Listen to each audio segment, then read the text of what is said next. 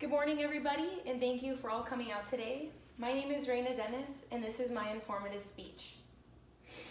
Today, I will start you off with a quote by Mary Roach, author of Stiff, The Curious Lives of Human Cadavers, and it goes as follows. Death. It doesn't have to be boring. Now, I know this can be controversial because death is never a fun subject to talk about.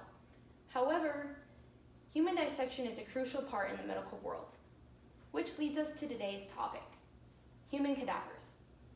Human cadavers are dead corpses that are used for scientific and medical research. Now, I myself have never had any experience with a human cadaver.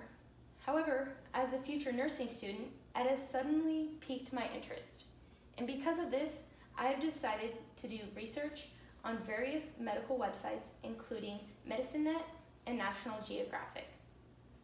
Today, I am hoping that you will actually come out with learning something about human cadavers.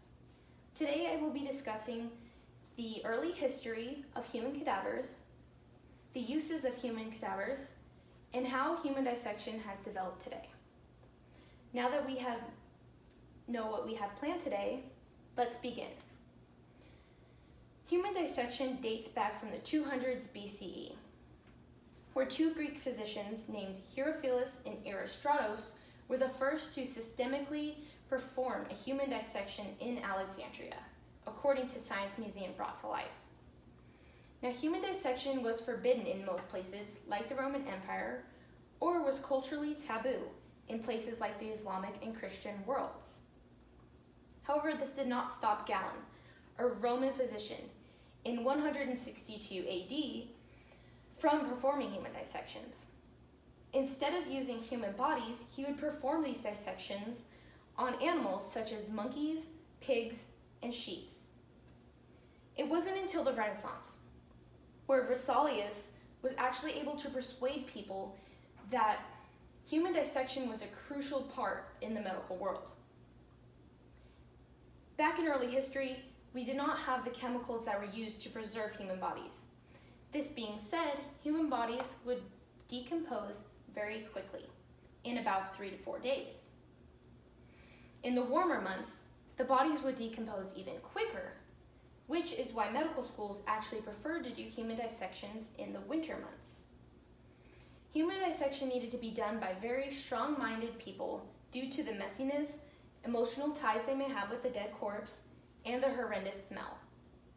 Now that we have talked about the early history of human cadavers, let's talk about the uses of human cadavers. In early history, we did not know much about our bodies. So human dissection was primarily used in order to learn the anatomy of our bodies, the parts, and all the theories that physicians had.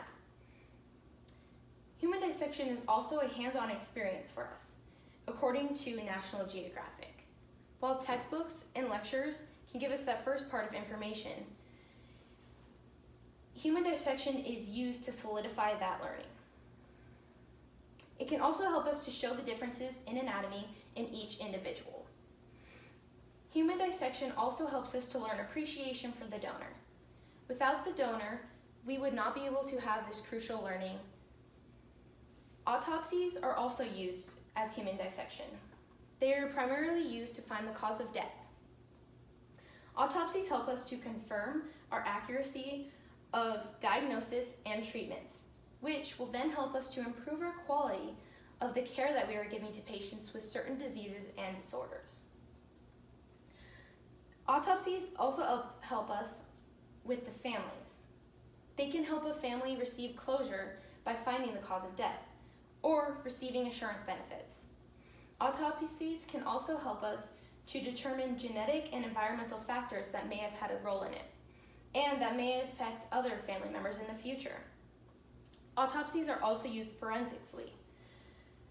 They help us to determine if the death was an accident, a homicide, a suicide, or a natural event, according to MedicineNet. Now that we have learned the uses of human cadavers, let's talk about how human dissection has developed today. In today's day and age, we use human dissection as evaluation of diagnostic tests, therapeutic interventions, and investigation of environmental and occupational diseases. We use autopsy data in order to establish valid morality statistics. Inaccuracy has been shown from data derived from death certificates without autopsies. Autopsy data also helps us to discover new medical knowledge on existing diseases or investigating new diseases. In today's day and age, technology has increased drastically. With that being said, a lot of medical schools are transferring from physical human dissection to an online dissection. Lastly, today we have the necessary chemicals that are used in order to preserve a human body, otherwise known as embalming. The chemicals used include formaldehyde, methanol, and phenol, which are used in different proportions in mixtures. However, these chemicals can be harmful when injected, inhaled, absorbed, or ingested, which means that these chemicals have to be handled with care. Now I have hit all the main points about human cadavers. Now that I have finished my discussion on human cadavers, it is time for me to wrap things up. Today I discussed the history and uses of human cadavers. Today I discussed the brief early history, the uses of human cadavers, and how human dissection has developed today. Now, the next time you are a little skeptical on the dissection of human bodies, think about how drastically it has affected the medical world today. Thank you, and have a good day.